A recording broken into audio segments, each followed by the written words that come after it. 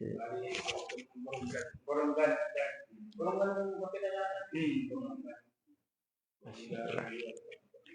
Okay, mashallah.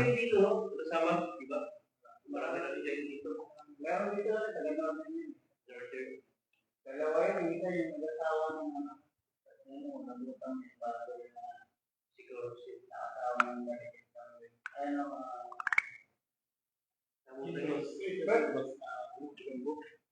Bisaya, kaya yun, Mindanao.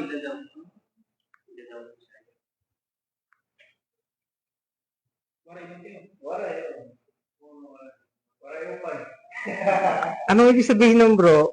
Actually, yung waray is wala.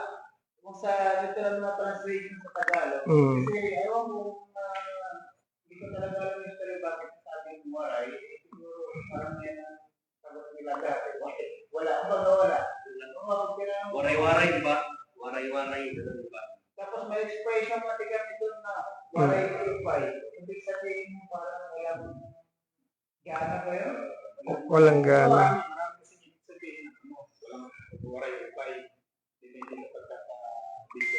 Kumbaga sa ano, isa sa mga salitang malalim siya, parang ganon. Isang expression na. Expression. Okay.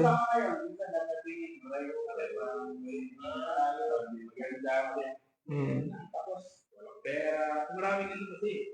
Pwede rin yan. Maraming order. Minsan sa iyo, nag-iisap kayo. Ako nagtatawaran na gagamitin din minsan yan. Makayo pa parang, siya, maraming order. Maraming pwedeng gamitin kahit sa joke, sa personal. Pero ang literal na translation mo wala. Kasi pag tinanong mo, meron ka dito, pag tinanong mo, waray. Talaga yung sabihin sa Tagalog. Isa kasi siya sa pinakamaraming lingwahe na yung waray. Kasi sa amin kasi ganyan, Mr. Nobel, Mr. Pakler. Kakaiba na ng minsan, iba din na. Iba na yan. Malalal. Malalal na ito, may mga ganito malalim na ito. Hindi na maintindihan sa kanila. Hindi rin sila maintindihan pag kami nagsalita. Pero, may waray lang dito. Mashallah. So, mashallah, tabarakallah nyo sa mga lingwahe na ganyan. Ang Pilipino, isa sa mga maraming lingwahe na ginagamit. So, mashallah, tabarakallah. So, tignan nyo ang Islam, kung i-relate natin, iba't ibang probinsya tayo pinanggalingan, iba't ibang lokal na lingwahe na ginagamit. Ako Kapampangan, sa inyo Bisaya, sa inyo Waray. So, tingnan nyo kung paano tayo pinagtatagpo ng Allah Subhanahu wa Ta'ala. So, isa sa mga bagay na ito dapat pinapasalamatan natin, kung ano natin, magiging observant tayo sa pagiging balik Islam natin o sa pagiging Muslim natin, napakarami talaga natin dapat pasalamatan. So ngayon si Brother Randy, magiging natin siya, kumbaga magiging subject natin siya. Ngayon, nais kong mag-focus kay bro sa mga naka-live po ngayon. Meron po isang kapatid na Pilipino or kababayan na Pilipino, si kabayan na Randy.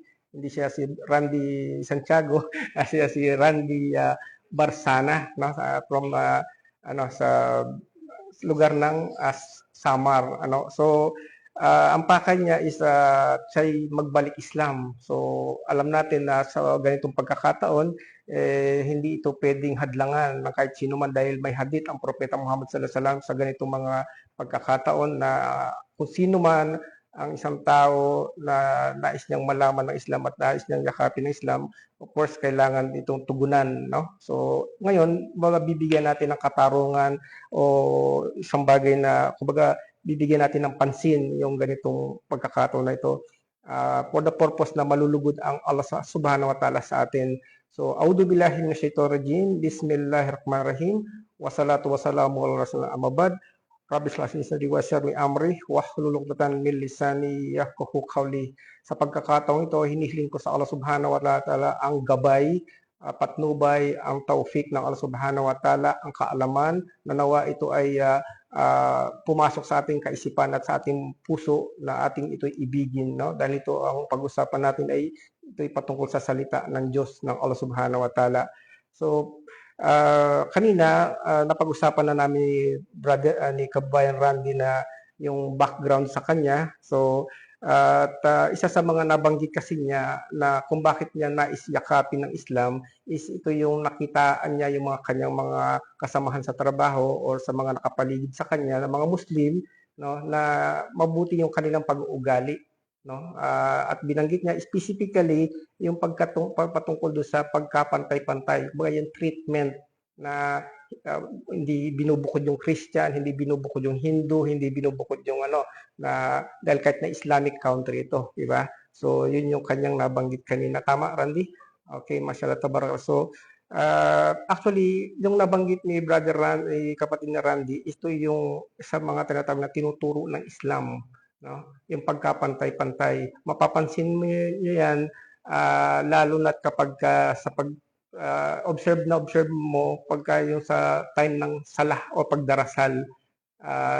So pero hindi muna natin pag-usapan detalyihin yung sala kasi may mas importante dito na kung importante ang pagdarasal is mas importante itong itatapik natin, no? Sa Arabic terminology ito yung tauhid or ito yung kaisahan ng Allah Subhanahu wa Ta'ala, no? Ang propeta Muhammad sallallahu alaihi wasallam nung unang panahon na noong time na kumakaharap pa ang mga Arab na ito, mga Arabo sa tinatawag na kanilang paniniwala, pananampalataya, ito yung unang-unang ibinabahagi ng propeta Muhammad sallallahu alaihi wasallam. Ito yung kaisahan ng Allah, ng Diyos. So, baga ipinapakilala niya kung sino ba si Allah, ano? So, specifically, kukuha tayo ng sitwasyon noong panahon ng propeta Muhammad sallallahu alaihi wasallam, kumbaga way back, no, noong time na noon sa lugar ng Makkah, may pangyayari ay sa katuruan sa Islam na ang kaganapan ito ay naganap sa mismong kung saan nandoon yung locate yung Kaaba. Yung Kaaba, ito yung pinakaunang bahay dasalan na nabuo sa buong mundo. From the history ng mundo, ito yung pinakaunang bahay dasalan, no? Panahon pa ni Adan, Noah, no?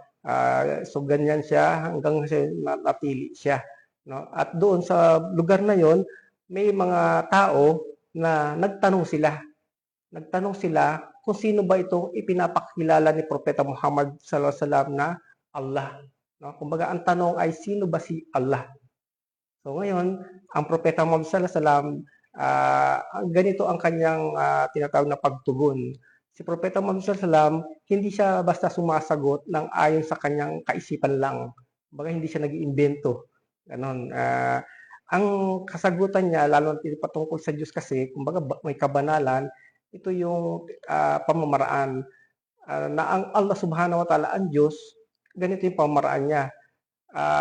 Meron siyang pinag-uutusan na anghel na nagngangalan siyang Angel Gabriel.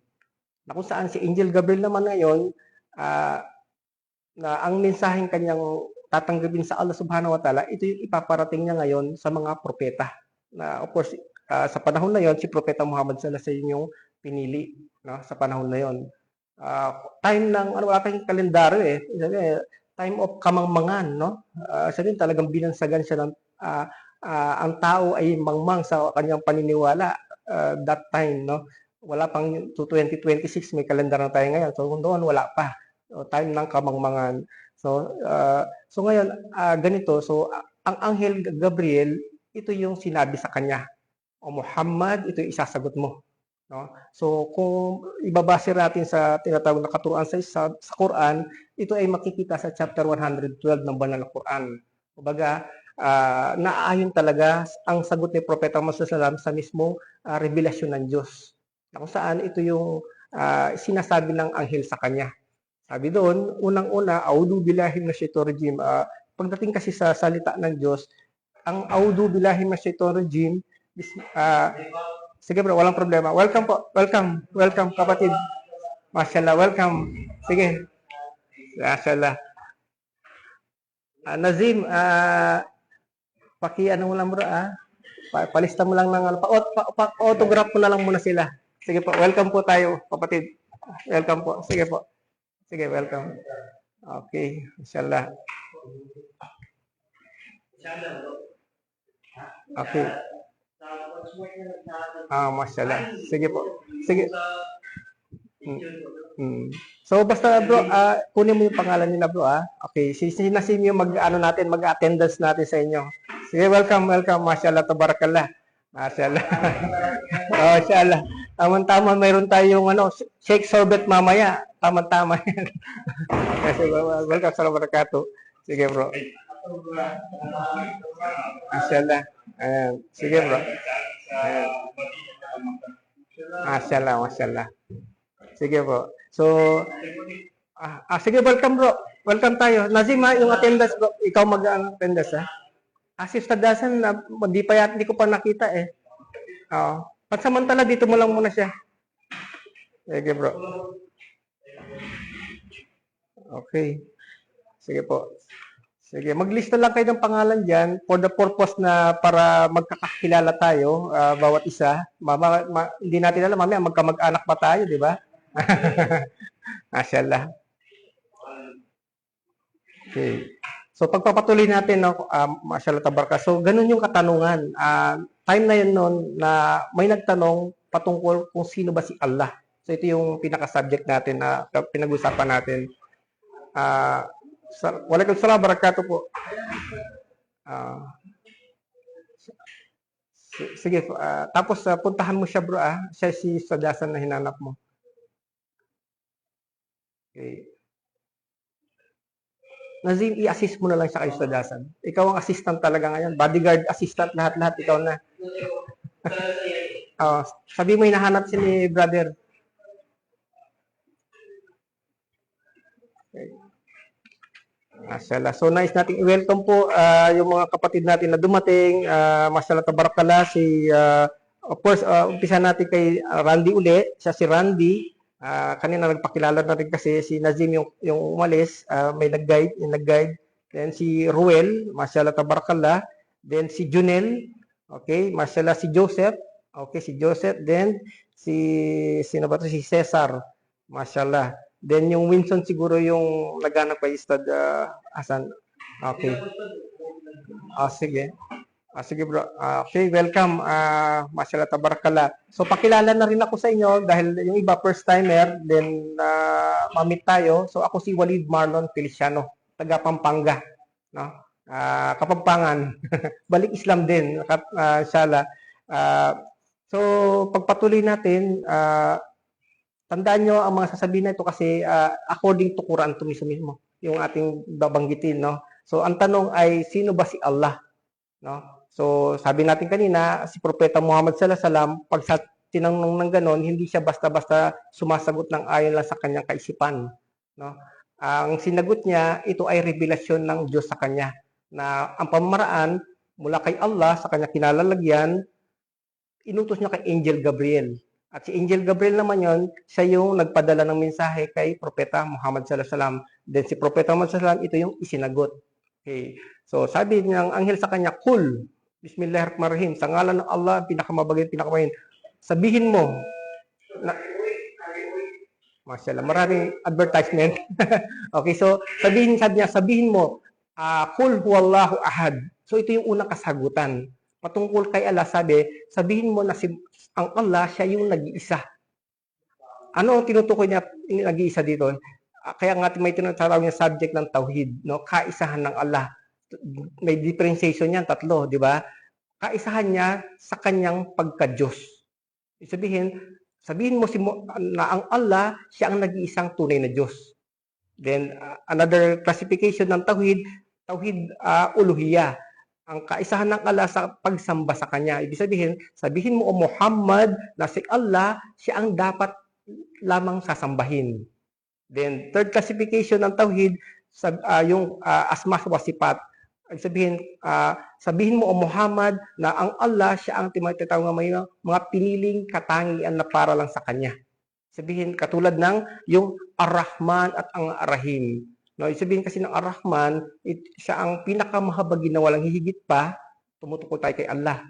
At siya rin ang pinakamawain na walang hihigit pa. Kung tayo mga tao, may awa tayo, may habag tayo, pero limitado lang. May silang talaga. Pero ang Allah subhanahu wa ta'ala, unlimited, kumbaga walang limitasyon. So ito yung unang sinagot ni Propeta Muhammad sallallahu alaihi wasallam patungkol kay Allah.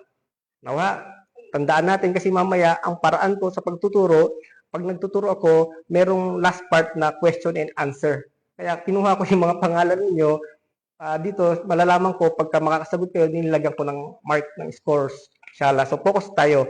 So, yun yung unang isinagot dun sa nagtatanong patungkol kay Allah. No? So,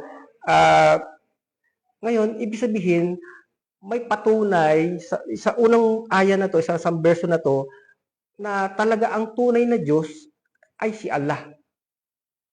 Chapter 112 verse 1 ng Banal na Quran. Kung baka i-search natin ang mensahe na yon, ito ay nakatala talaga sa Quran, no? Which is ito yung banal na aklat, no? So, yun yung unang naging kasagutan patungkol kay Allah.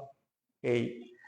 Actually, bibigyan pa rin natin ng diin yung patungkol sa kay Allah. Merong tinatawag na berso na nagsasabi na patungkol kay Allah, ganito yung kasagutan naman. Sabi dito, Alhamdulillahi Rabbil Alamin. So patungkol pa rin kay Allah to. Na sinasabi doon, sa kahulugan doon, ang lahat ng papuri at pasalamat ay para kay Allah, siya ang Panginoon o Diyos ng lahat. Muslim at hindi Muslim. So patunay yun na sa mga kaisipan na mali, ano ba yung kaisipan na mali patungkol sa Diyos? Sinasabi nila, ay ang Allah, Diyos ng mga Muslim, di ba? Ano yun? Naririnig yun? Di ba? Ang Allah, Diyos ng mga Muslim yan. Pero mali yun. Kasi may patunay tayo doon sa teksto na tinatawag na Alhamdulillahi Rabbil Alamin na kahulugan na sinasabi ng Diyos na sabi niya, ang lahat ng papuri at pasalamat ay para sa Kanya, papuri at pasalamat siya ang Panginoon o Diyos ng lahat. So, ibig sabihin, universal. Siya ang tunay na nag-iisang Diyos. At may patunay tayo doon. Chapter 1, verse 1 naman yun. So, dibaga, kung tayo magpapakilala kay Allah subhanahu wa ta'ala, napaka easy way. Kasi nga, kung sa Quran lang, gagamit tayo ng verso, or chapter 1 lang. And then another verse is chapter 2 siya. Chapter 1, verse 2 ng Banal na Quran. So ganun tayo sa Islam, no? Kung mapapansin nyo, mayroong tinatawag na mga batayan talaga yung itinuturo, lalo na patungkol sa Diyos, no? Hindi siya basta-basta yung sabihin natin na parang walang pinagkunan na kung saan, no? So ganun sa Islam. Actually, tayo na bilang Kristiyano, di ba, karamihan naman sa atin ay nanggaling talaga sa Kristyanismo, di ba? Mga Pilipino. So, ngayon, kung pag-aaralan din natin ang buhay ni Jesucristo, no, yung kanyang kasaysayan, siya mismo rin kasi, siya ay nagpapatotoo na ang Diyos niya ay ang Allah.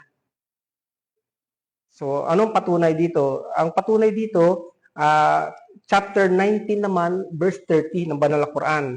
Ang chapter 19 ng Banal na Quran, ito yung sinasabi na kasaysayan ni Birhen Maria. No? 'Di ba may viral sa Facebook na isang pare, sabi niya, buti pa yung mga Muslim, sabi nila sa kasulatan nila, merong kabanata si Virgin Mary. Sabi nila 'yon, 'di ba? Mismong pare yung nagsasabi niya, buti pa ang mga Muslim.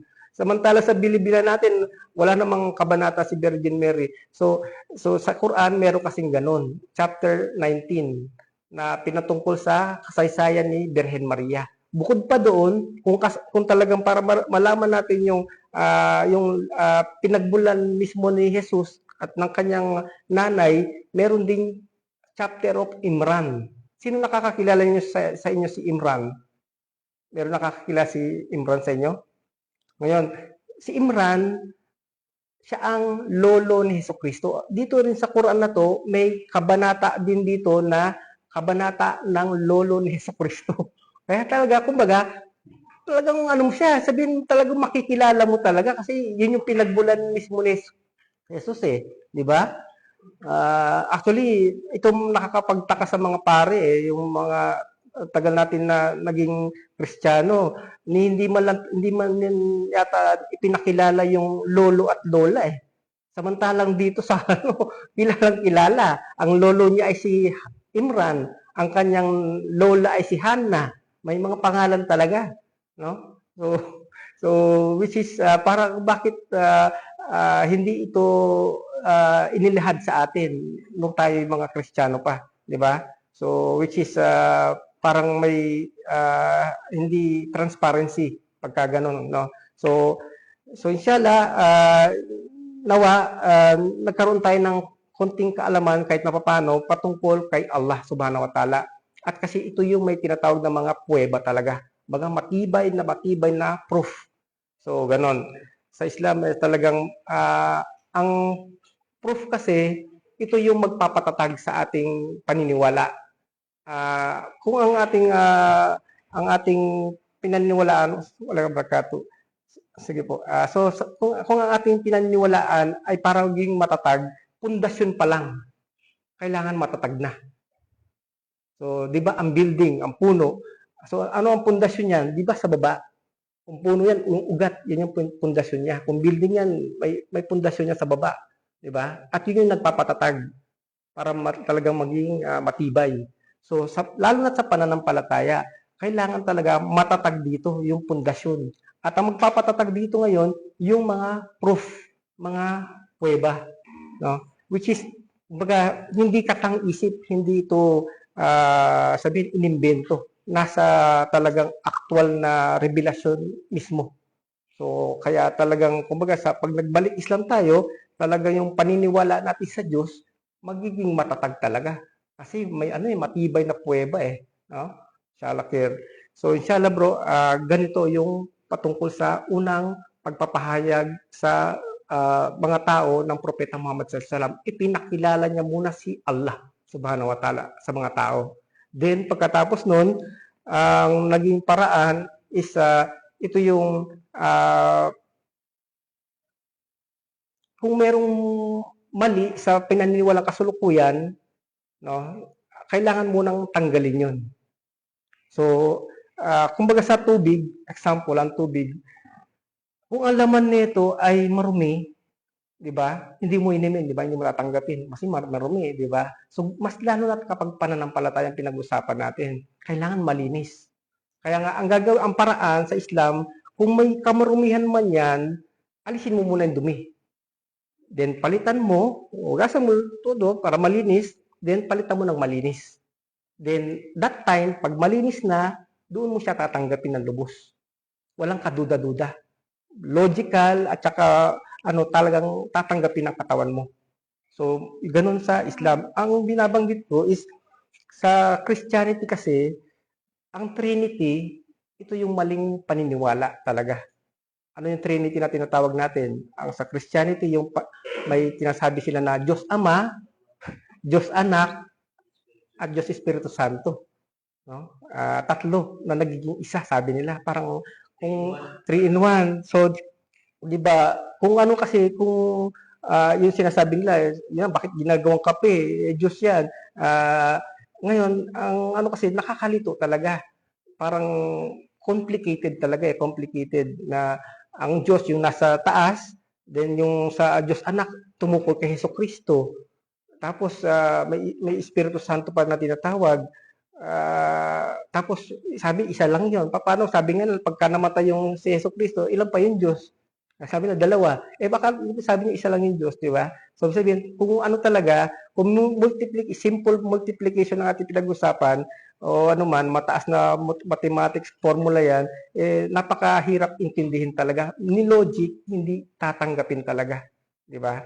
So, kaya naman sa Islam, ganito nagpapakilala ang Allah subhanahu wa ta'ala sa kanyang sarili. Baga, nag-isa siya, wala nang iba. Ganon talaga siya. Ganon yung ano. So, then another one, yung kung tanggap mo, brother, yung patungkol kay Hesukristo na hindi siya anak ng Diyos, hindi rin siya tinatawag na, hindi rin siya Diyos, yung mga bagay na yon, ito yung sinasabi natin na kailangan, kung tubig nga, kailangan alisin mo muna yon.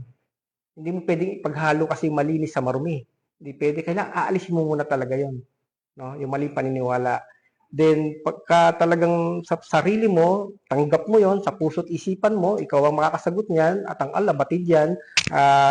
So that time is, ngayon, kailangan mong makilala ngayon ang Propeta Muhammad sallallahu alaihi wasallam. Makatarungan na kailangan makilala mo siya. Kasi kung bakit, isa sa mga kasama sa iyong pangangakuan. Mangangako ka na gagamitin mo yung kanyang pangalan. Kaya sabihin, isang tao na isang propeta, para at least talagang lubos mo siyang, yung pagbabanggitin mo yung kanyang pangalan is aware ka sa kanya. May kahit na basic man lang is meron kang kaalaman sa kanya. Kasi ang mahirap naman na nangangako ka ng parang, oh, sino ba yun? Parang sino ba yun?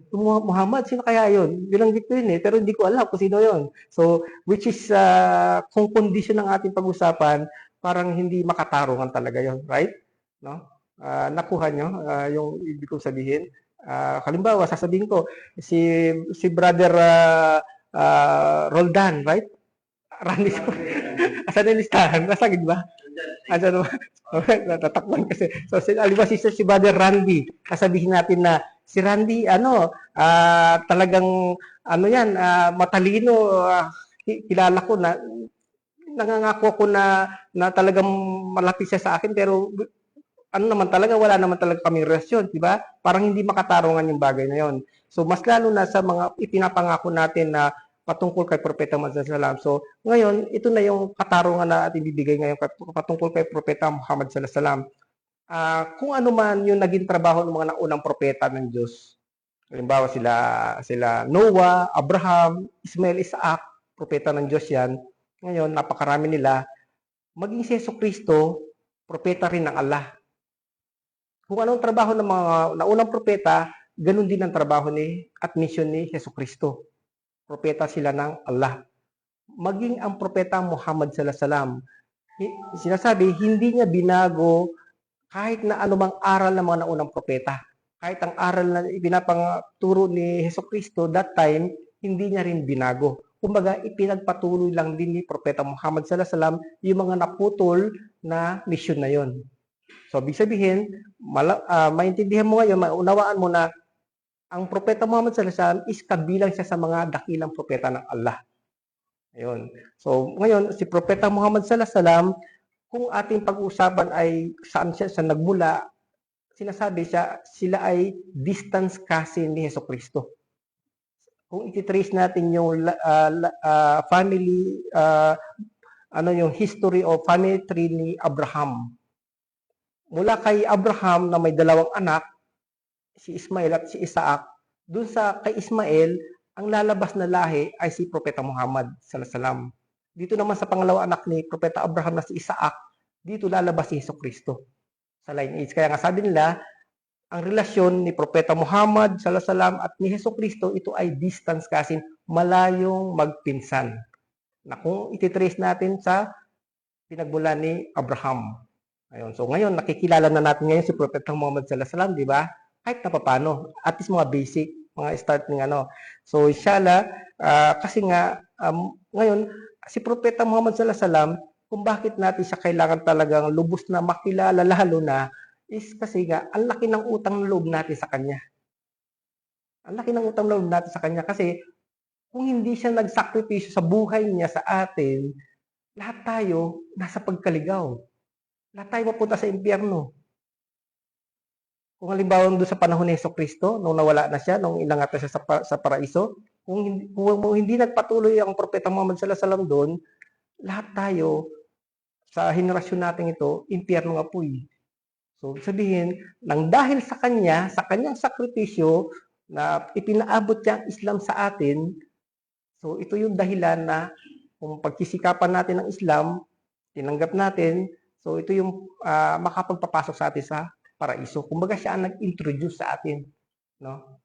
Si Propeta Muhammad sallallahu alaihi wasallam. So, yun. So, kaya naman, inshallah, kung halimbawang Brother Randy, sa pagkakataong ito na nalaman mo na ang tunay na Diyos ay ang Allah, ngayon si Jesucristo ay hindi higit sa pagka-propeta, hindi siya anak ng Diyos, hindi siya Diyos. Tanggap mo yun sa puso mo. Ngayon, patungkol kay Propeta Muhammad sallallahu alaihi wasallam, kung meron ka ng kaalaman patungkol sa kanya, at least basic, yung mga nabanggit natin kanina, ngayon kung tanggap mo yung mga konsepto na yon, ito yung bagay na isasama natin sa iyong pangako bilang pagmumuslim. At makatarungan yun. Di ba? At sinasabi na ang pagmumuslim sa panahon ng propeta mo Abraham, may isa kabilang kasi si propeta Abraham sa mga kinausap ng Diyos. Ang sabi ng Allah sa kanya, Abraham, aslamtu. Ang ibig sabihin ng Allah, sabi niya, magmuslim ka. Ngayon, pinakahulugan, binigyan ng interpretasyon, malawak na interpretasyon, ano ba yung aslamtu? Ang kahulugan no, na magmuslim ka, isuko mo ng ganap ang iyong sarili sa Allah. Kumbaga, susurrender ka. Kaya mo yun. Inshallah. Yun. Mahirap. Kung tutusin, mahirap talaga. Pero yung kaligtasan. Kasi nga ito yung tunay na paniniwala talaga. So ito ang pagmumuslim. Pagsuko sa kagustuhan ng Allah. Ng lubos. Yun. Inshallah khair. So, ang pamamaraan ng Propeta Muhammad sallallahu alaihi wasallam sa mga ganitong sitwasyon ng santao ay talagang lubos niya ng tanggap. Pero of course, kailangan makatarungan din na tatanungin kita. Meron ka pa bang gusto i-clarify o liwanagin? Just in case. Para at least kung pupusid tayo sa at least maliwanag talaga sa'yo. Waalaikumsalam barakatuh. May gusto kang liwanagin, ganon.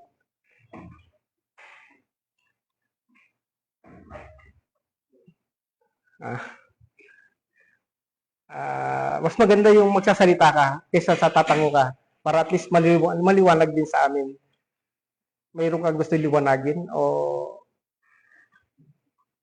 maliwanag na sa'yo? Maliwanag na sa'yo. Huwag wala na makakahadlang talaga sa'yo. Okay. So, kung ganun, makatarungan lang na, kumbaga, ibigay ko yung shahada sa'yo. No? So, inshallah, sa ganitong pamamaraan, A'udhu Billahi Minash Shaitanir Rajim, sinasabi na, lalo na pinag-uusapan natin ay patungkol sa Allah, ang mga anghel, hindi natin sila nakikita, al-ghaib sila ay nakapalibot sa pagkakataon ito. At itinatala nila yung ating mga kung ano man ang ginagawa natin. Nakikinig man, nanonood man, at kung ano man yung sasalitain. Recorded ng mga anghel. Ay susulat kung ito ay kabutihan. Kung kasamaan naman sa pagkakataon ito, inire-record din nila yon. No? So, ang Propeta Muhammad sallallahu alaihi wasallam, nung may nag-Muslim, ito yung kanyang pinabanggit. Sabihin mo, sabi niya, ang sasabihin ko ay sabihin mo. Kumbaga, repeat after me. Parang ganon. Sa kahulugan kasi muna sasabihin natin na ako'y sumasaksi na walang ibang Diyos na dapat sambahin maliban kay Allah. Kumbaga, by heart. Talagang, kumbaga, walang dito, walang hahadlang at decision mo yun. Shalakir. Kumbaga, batid ng sarili mo at batid ng Allah yun. Kami hindi namin batid yan. So, yun yung pinaka-unang sentence. At sasabihin mo sa pangalawang sentence na, at ako'y sumasaksi na si Muhammad ay sugo ng Allah. Ito yung pinaka-basic. Minsan, pagka pinapakompleto para clear, sasabihin mo na, idagdag mo na, ako'y sumasaksi rin na si Jesucristo ay sugo ng Allah.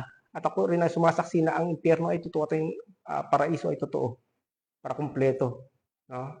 So, at least sa basic lang tayo. So, sabihin mo, bro, ay, sakto, magsasyada sa bro. So,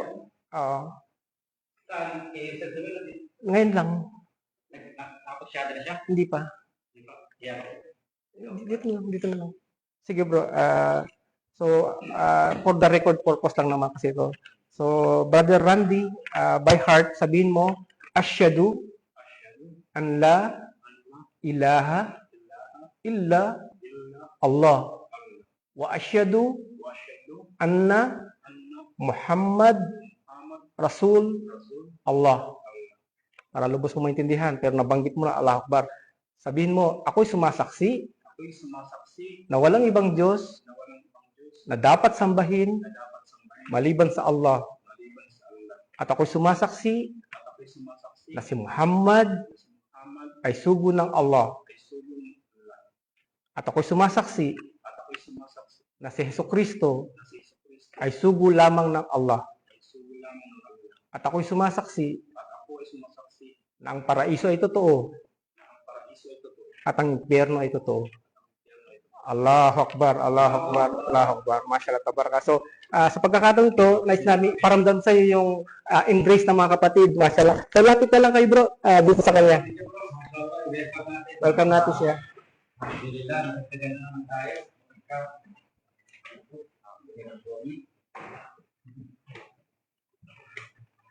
So, yung nakabalik lang din niya,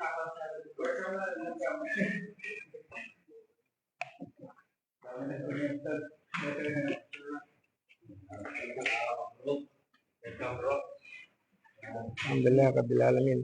So, alhamdulillah, sa ganito, sa aral ng Islam, nais natin paliwanag to, for the continuation, sinasabi may gantimpala na nakuha si Brother Randy sa pagkakataong ito. Ayon sa Islam, na kung sino man na makabanggit ang mga salitang asyhadu an la ilaha illallah wa asyhadu anna Muhammad Rasulullah, of course, dapat tausap puso talaga. Sinasabi niya, ang lahat ng nagdaang kasalanan, ito ay pinapatawad ng Allah. Kaya nga sabi nila, pag nagbalik Islam ka, para kinukumpara sa isang sanggol or bumalik ka sa pagkasanggol na ang kalagayan ng sanggol ay walang bahid kasalanan. Kaya nga, sabi nila, marami nagsasabi sa na pagka nagbalik Islam, bro, ipanalangin mo ko kasi ang panalangin ng mga ganito, parang anghel na dinidinig ng Allah. Baga walang barrier, walang hadlang. Kaya ibiling mo kami sa ano bro, sa dua mo yung mga panalangin mo, no? Lalo na yung mga mahal namin sa buhay na nawa sila rin ay gabayan din ng Allah katulad mo. So inshallah khair. So alhamdulillah, so first pillar of Islam. Then ngayon magpo-proceed tayo sa ating main topic. Actually, sa na-announcement ko kasi sa magiging topic is patungkol ito sa pagtuturo patungkol sa sa pagdarasal. So Brother Randy, sa Islam, ang ginagampanan mo ito yung unang haligi. Ito yung shahada na tinatawag. So ang Islam, ganito ang kanyang struktura. Ito ay kinumpara sa isang tahanan o bahay na may 5 haligi. No? Kumbaga poste na humahawak sa kanya. So, yung unang haligi, ito yung ginawa mo na ngayon sa pagkakataon ito. First pillar yon. Of course, kailangan mapag-aralan mo rin yan. No? Kumbaga, yan ay pinaka-entrance mo na kailangan lubos mo maintindihan ngayon. Ngayon, of course, step by step ngayon, step by step. No? Tutulungan karami ng mga magkakapatid, sila makatulong din sa ituring natin na yung kapatid, no? Talagang kapatid na gusto mo matuto siya ng yung natutunan at kung ano man yung para sa tingin mo na masama, huwag mo ituturo sa kanya, right? So ganon. So ang pangalawang haligi naman, ito'y patungkol sa sala. No? Ang sala, pagkakaintindi mo anong sala? Pagdarasal, mashallah, tabaraka, very good. Actually, dahil matagal na rin si Brother Randy dito sa Saudi Arabia, aware na siya sa activity o yung mga ginagawa ng pagsamba ng mga Muslim, aware na siya. At lalo na yung mga kasama nga niya sa trabaho, which is yung naging daan sa kanya dahil sa kabutihan ng pag-uugali, yung mga katrabaho niya, ito yung nakapaghikayat sa kanya sa Islam. No? Mashallah, tabarakallah. So, then, sa sala, bibigyan kita ng kopya, ito yun. Mashallah, tabarakallah.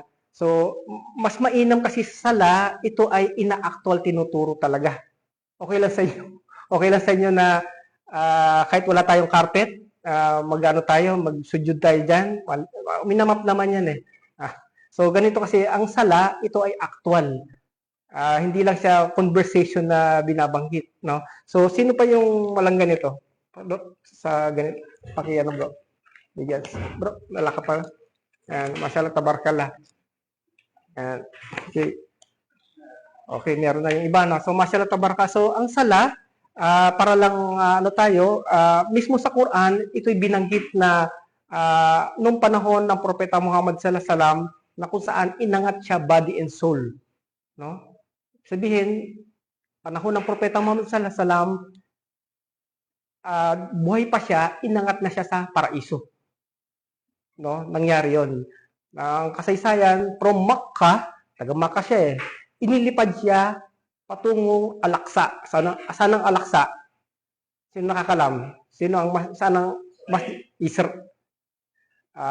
hindi Israel, Palestine.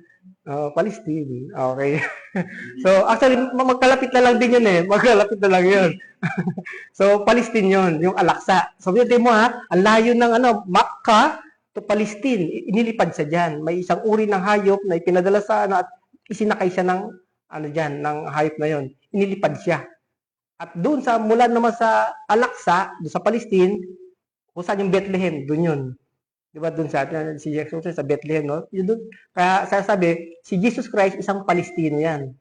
Doon siya isinilang doon kasi yung lugar ng yung Bethlehem, no? So doon sa lugar na yun naman, sa Al-Aqsa na yun, body and soul din, inangat ang propeta Muhammad sallallahu alaihi wasallam patungong paraiso. So ganun ang paraan. At ano ang purpose? Ito yung tinatawag na kung saan ikinumand, pinag-utos ng Allah ang patungkol sa salah. So, maraming negotiation nangyari. Pero for the final command ng Allah, 5 beses. Kailangan tayo ay magsala sa isang araw. Commandment ng Allah. Baga, direct order niya. Kaya sabi, tingnan nyo, no, kung gaano ka-special ang salah. Sa lahat ng katuruan, lahat ng kautusan ng Diyos, ipinabababa eh. Ano ibig sabihin? Halimbawa, igalang mo ang magulang mo, huwag kang pumatay. Mula sa Allah, inutos kay Angel Gabriel patungo sa propeta pababa. Right? Lahat ng commandment maliban dito sa salah. So anong sinabi natin kanina ng pamamaraan? Mismo ang propeta Muhammad sallallahu alaihi wasallam inangat siya from Al-Aqsa patungo sa paraiso at ikinuman, inutos ang salah 5 times a day. Baga direct order ng Diyos. No? Kaya nga sabi, ang sala, pagka nagsasala tayo, para tayong kumakausap ng walang hadlang sa Diyos. Kumbaga direct din. Kasi tumutugon tayo sa kanyang direct order. No? So ganun siya kataas na uri ng pagsamba. Highest form of worship. Pinakamataas na uri ng pagsamba ang sala. No? Sala na bibigyan natin ng kumbaga diin o maliwanag na sabihin importansya ang sala, no? At dito rin nakasalalay ang lahat, ang sala. Sabi, kung ang buhay mo ay komplikado, baka may problema sa sala mo. Kung halimbawa naman sa araw ng paghukom, kapag sa sala pa lang, dito pa lang hindi mo na masagot dahil nga hindi mo siya isinasabuhay ng ayon sa katuruan at talagang kung hindi mo pinagsismikapan, sabihin, magkakaproblema ka sa mga susunod na katanungan sa araw ng paghukom.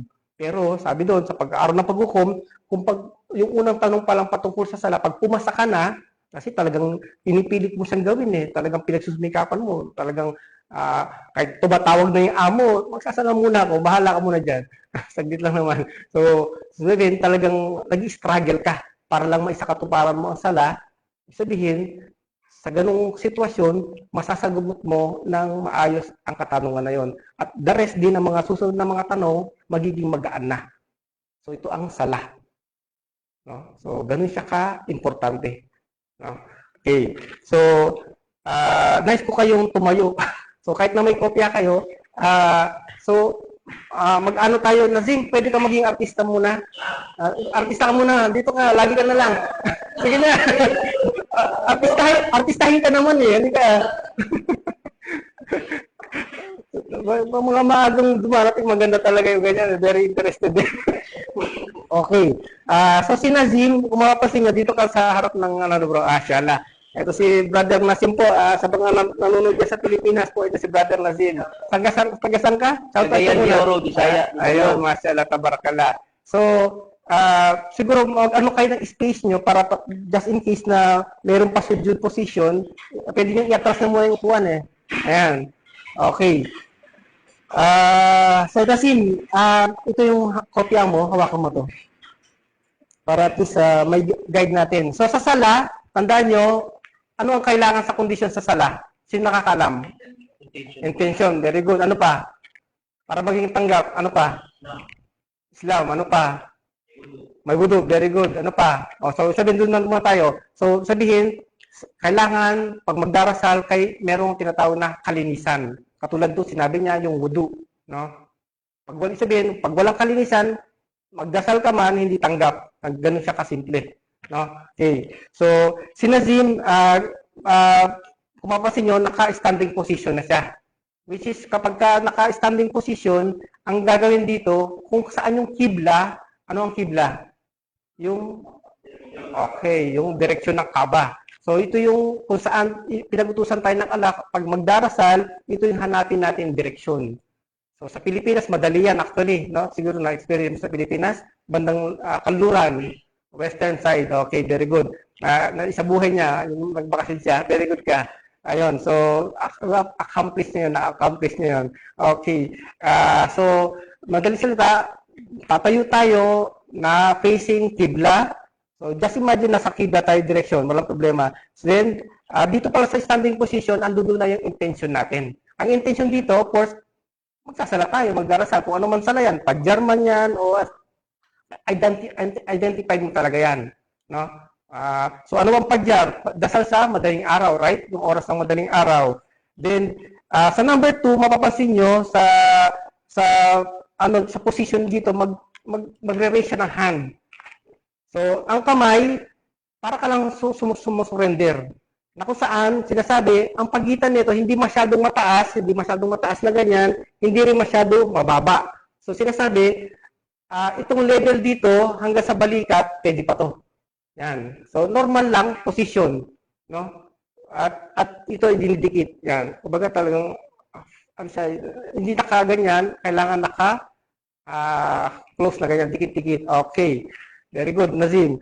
Then, ang nasabihin dito sa position na to, ito yung tinatawag na pagsabi ng Allahu Akbar. Ayan, yung takbir. So, ngayon, ay sa Quran, ang sala, mag-i-start yan kapag nagsabi na ng Allahu Akbar. Ito yung starting point. No?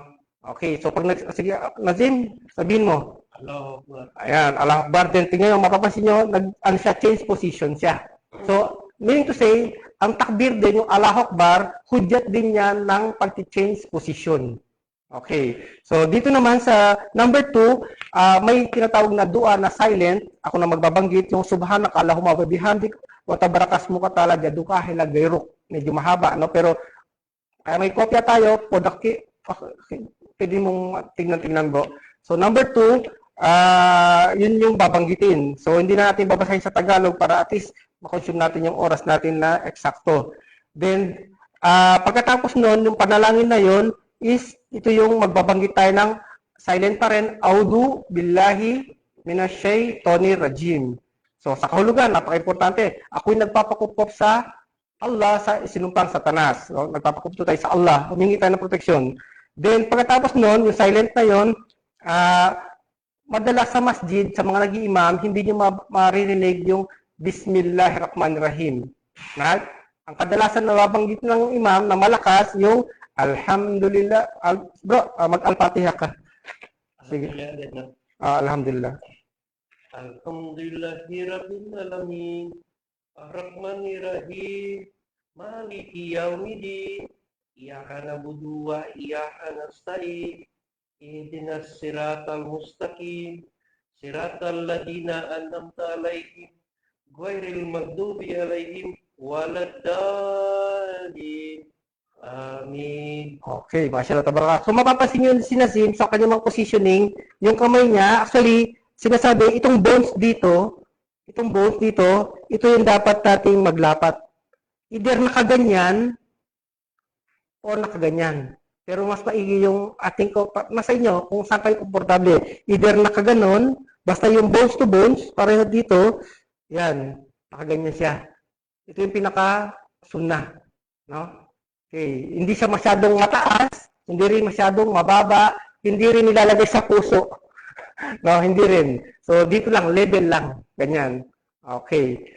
So, then, kung mapapasin nyo rin ang posisyon ni Nazim, na yung kanyang pag-focus is sa baba. Kasi, sinasabi, para makuha natin yung concentration, hindi tayo maanuhan ng kung sino man yung dumadaan, focus kung saan tayo susujud. Doon yung focus ng tingin. Hindi tumitingin sa ibabaw, sa taas. Tandaan nyo, may sheikh na nagbanggit na ang sunnah daw na pagka ang sala natin is para tayong nasa mall, invalid na ang sala. Yung titingin-tingin sa taas, nakaka-invalid yun. Okay. So, kailangan may focus talaga. Madaling salita. Then, sa first rakat, merong magbabanggit ng any surah. Anong surah alam mo, bro? Ikhlas? Katulad ng yung Qul huwallahu ahad, Allahu samad, lam yalid, walam yulad, walam yakul lahu kufuwan ahad. So, maliksing surah. Then, ang imam, maririnig yun ng Allahu Akbar. Then, that is the time na mag-change position into bowing. Number 4, bowing position. Okay. So, dito sa bowing position, no, ang sinasabi, pinaka-proper dito, nasa tuhod yung kamay, magkakadikit yung then yung sikapin nyo ang likod is flat siya. Flat siya. Ang paraan dito, para maging flat, kung saan kayo doon kayo yung focus yung tingin nyo. Kasi once na dito kayo sa baba, magpo-curve yung likod. So, kailangan sikapin nyo na ang back ay nasa level. Kaya katulad nung kay Nazim, mashallah. Okay. Then, ang hudyat dito, ang babanggitin dito yung Sami Allahu liman hamidah or Subhana Rabbiyal Azim 3 beses. Ang binabanggit dito, Subhana Rabbiyal Azim 3 beses yon. Okay. Then, ang imam magbabanggit ng Sami Allahu liman hamidah, which is hudyat ng changing position, standing position. Okay.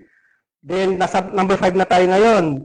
Okay. Then, ang response natin doon sa Sami Allahu liman hamidah is Rabbana walakal hamd. Okay. Then another changing position, ang imam ay magsasabi ng Allahu Akbar. Then, ito na yung time na magsusujud tayo ng umpisa. Okay, bro. Nazim, okay lang? Para ma-focus natin sa Pilipinas din. So, okay. Sige, Nazim, try mo yung sujud position para makita din sa Pilipinas. Yan. So, sa sujud position, may sinasabi na 7 bones na dapat lumapat sa sahig. Yung unang-una yung noo, then yung ilong, noo and ilong, magkasama, dalawang palad, pero ito ay nakaganyan. Ayan, close. Then, tama, yung dalawang kamay, dalawang tuhod, at dalawang ng paa. Ayan, so ganito yung sujud position. Ang binabanggit dito, Nazim, ay Subhana Rabbiyal A'la. 3 beses din. Subhana Rabbiyal A'la. Okay, then, changing position, Allahu Akbar, paupo. Ayan, mashallah tabarakallah. So, nakaupo na ganyan. So, mapapansin nyo, ang kamay is kailangan medyo nasa baba ng konti. Then, ang babanggitin dito ay Rabbik firli warhamni wahdini. Kahit na konti lang. Rabbik firli, pwede na rin. Rabbik firli warhamni wahdini. Okay na yun, 3 na. So, okay. So, another sujud, ang hudyat ay Allahu Akbar. Ito yung another sujud position. Ayan. Sabi natin, 7 bones yung nakalapat ng maayos talaga. No? At si Jesucristo, ganito siya nakita sa Gethsemane, no? Siya ay nakita ng kanyang mga disipulo na siya ay nagdarasal. Siya ay naka-sujud position. Mashallah tabarakallah. Then, so, dito, magtatapos na yung first rakat. At pupunta tayo ng second rakat. Second unit. Then, sa hudyat ng Allahu Akbar, patayo. So, sabihin, dahil patayo na, nasa second unit na tayo. Okay? So, inshallah, nasusundan nyo yung second unit. Dito sa second unit, ang babanggitin ulit ay ang Al-Fatiha. Sige, Nazim, Al-Fatiha. Bismillahirrahmanirrahim. Alhamdulillahirabbil alamin. Ar-Rahmanir-Rahim. Maliki yaumiddin. Iyyaka na'budu wa iyyaka nasta'in. Ihdinas siratal mustaqim. Siratal ladzina an'amta 'alaihim ghairil maghdubi 'alaihim waladdallin. Amin. Okay, mashallah. Then, sa second rakat, dapat meron ding surah, Bismillahirrahmanirrahim. Inna atay na kalkautar, pasalabi ka mga inna siya ni akakwalab tabi. Pinakamaiksi na ayaw yun, na surah yun. Then, another changing position, Allahu Akbar, ruku, okay? Ayan, nakabowing. So, sabi nga natin kanina, pinaka-proper is kailangan naka-level yung sa likod. Okay? Then, ang babanggit dito again is Subhana Rabbiyal Azim, 3 beses. Subhana Rabbiyal Azim, 3 beses. Then, Sami Allahu liman hamida, patayo. Okay? Then, ang response ay Rabbana walakal hamd. Okay. Mashallah. Then, nasa 30 na tayo. Allahu Akbar, hujat ng sujud again, position. Ayan. Mashallah, tabarakallah. So, makukumpleto natin, I think, sa ating oras yung 2 rakat. Ayan. So, sujud position, anong binabanggit? Lazim? Okay. Subhana Rabbiyal A'la.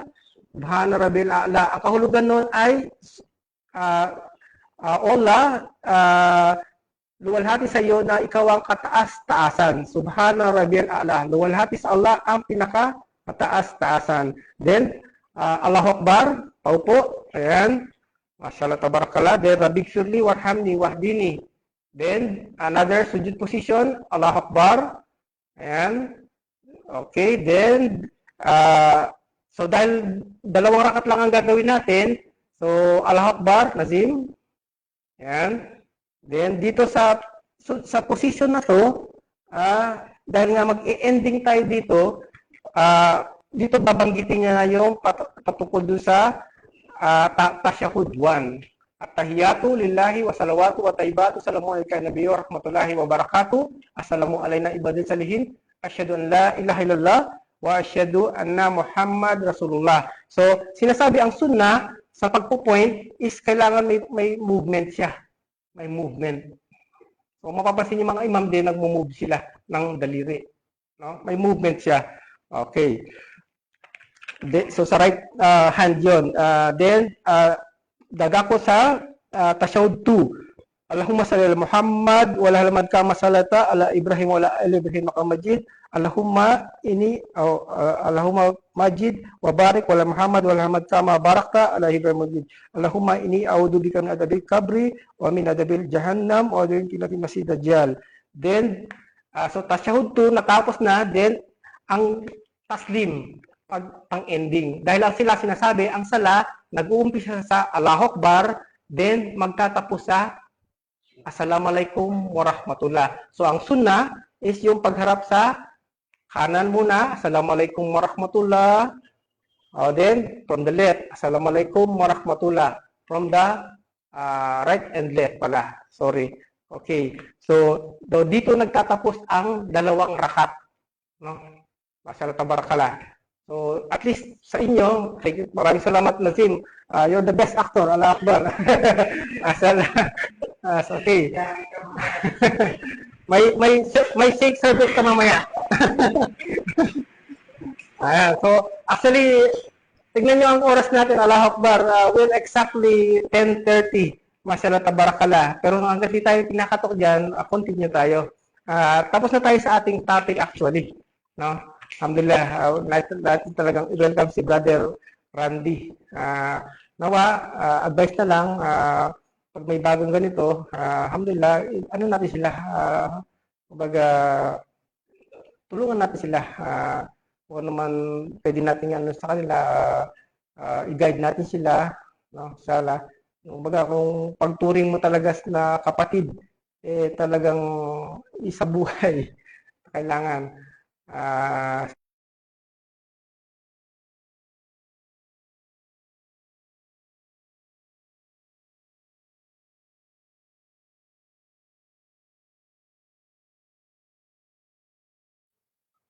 Okay, assalamualaikum warahmatullahi wabarakatuh.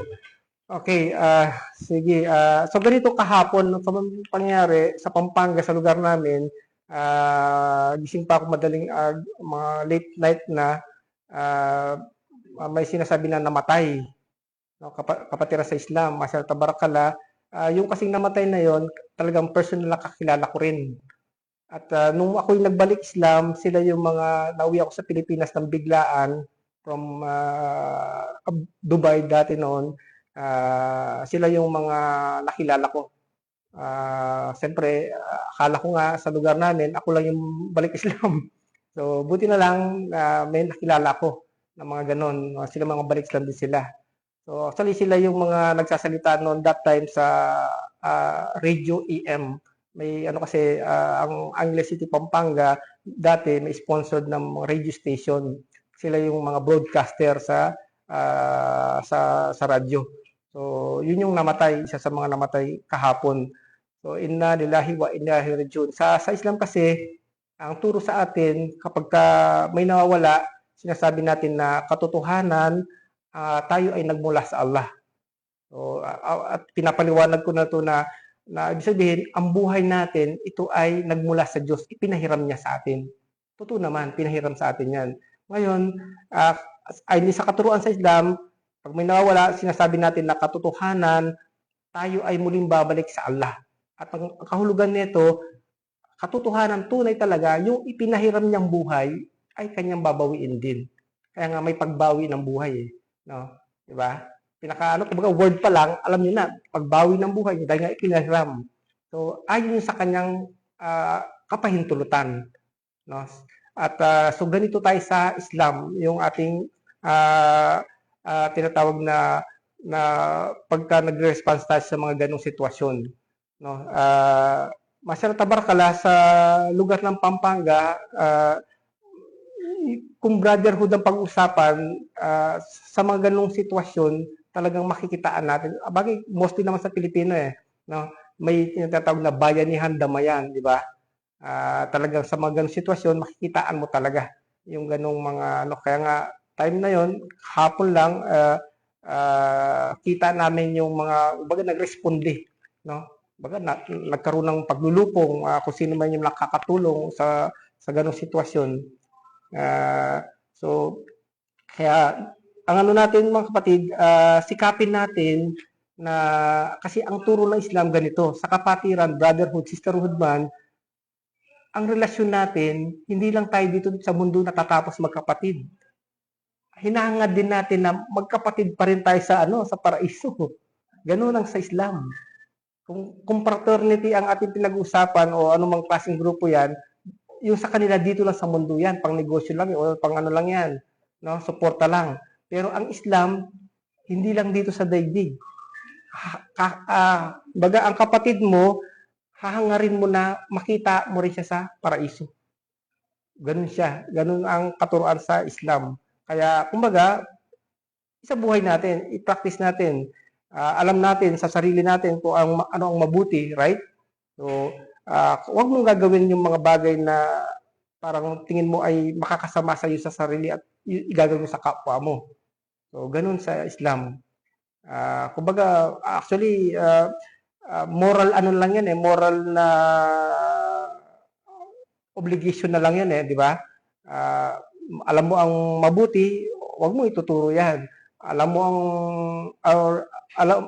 alam mo ang mabuti, yun ang dapat ituro mo, no? Kung anumang masama, huwag mo yun kanyang dahil maaring ikapapahamak niya yun, no? So, inshallah, tayo nasa beginners class pa lang, inshallah, inasahan ko na sa mga kapatiran natin, lahat na nakapaglista ng pangalan. Bukod kay Adam, si Adam, okay. So, mashallah, tabarakallah.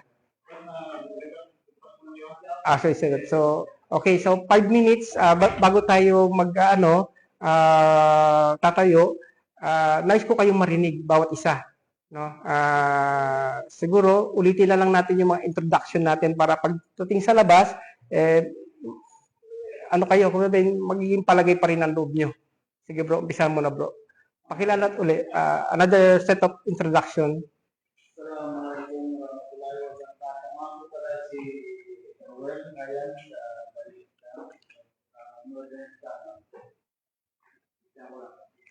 Sige po. Sige.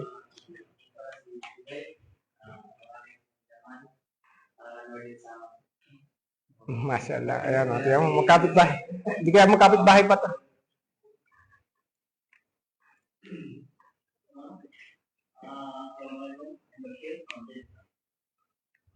Okay. Assalamualaikum, ako si Adam, Concepcion, taga Pampanga. Masyaallah. Okay. Masyaallah. Okay. Assalamualaikum warahmatullahi wabarakatuh. Waalaikumsalam warahmatullahi wabarakatuh. Kepada si Cesar Hernandez, name Islam Hasan, from London, Masyaallah. Tabarakallah. Assalamualaikum. Mga pala si Jim from Pagdayan siguro. Paligis lang din. Assalamualaikum. Ako nga pala si Ramdi Barusan. Taga-Eastern Samar. Mashallah. Magkaka so, inshallah, no? Alhamdulillah. So, ganito, katulad ng last week na instruction ko sa mga kapatid natin, sabi ko dati, kasi may rason kung bakit ko sasabihin to. Nais ko sana, pagka kayo ilalabas dito sa kwarto, kung isang grupo tayo na ganito, kung lalabas kayo dito, isang grupo lang kayo, wala yung hihiwalay. No? Pero kung mag-CR, wag niyo huwag niyo samahan sa CR. Kasi CR yun. So, ibig sabihin, panatilihin niyo yung inyong samahan, grupo, kahit nasa labas ng kwarto, magkakasama kayo. No? So si Randy, ang kabayanan natin, ano? Nazim, ikaw ang bodyguard nito, Nazim. Okay, sige. Subhanakallahumma wa bihamdika asyhadu an la ilaha illa anta astaghfiruka wa atubu ilaik. Assalamualaikum warahmatullahi wabarakatuh. Yung mga gamit niyo po, pwede niyo iwan diyan kasi mamaya mabalik pa kayo dito. Ang gagawin natin kasi magbi-break lang muna tayo. Nazim, no? Okay, sige po. Maraming salamat. Jazakallah khair.